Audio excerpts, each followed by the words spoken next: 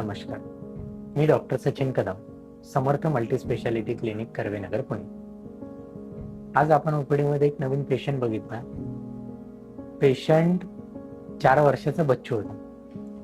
त्याला 15 ते 20 दिवसापासून डोक्यात छोट्या छोट्या जखमा होत्या. साधारण आपण थोडंसं दुर्लक्ष करतो. आपण छोट्या बच्चूंना डोक्यामध्ये विविध प्रकारचे तेल लावतो, त्यांनी मालिश करतो.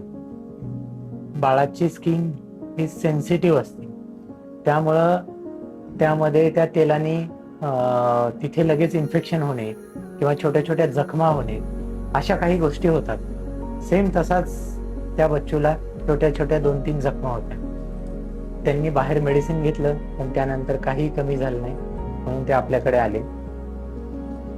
तर हे इन्फेक्शन टाळण्यासाठी शक्यतो आपण डोक्याला कुठलंही तेल लावलं नाही पाहिजे, किंवा हे जे काय इन्फेक्शन आहे, ज्याला आपण जखमा किंवा त्यामधनं पू येणं किंवा त्याला खाज सुटणं किंवा वेदना होणं किंवा बुरशीजन्य असे जे छोटे छोटे पुरळ येतात, याच्याकडे दुर्लक्ष केलं नाही पाहिजे.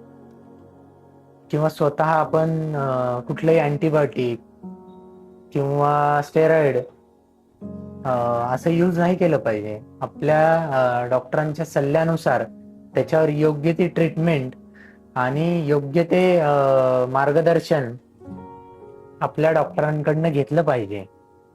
त्यामुळे जेणेकरून आपल्याला त्या जखमा वाढणार नाहीत किंवा केस गळती पण होणार नाहीये. त्यासाठी ह्या छोट्या छोट्या गोष्टींची काळजी घेतली पाहिजे.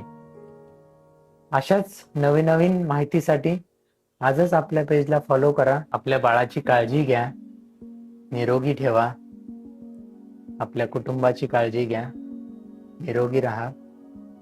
एवढाच सल्ला. धन्यवाद.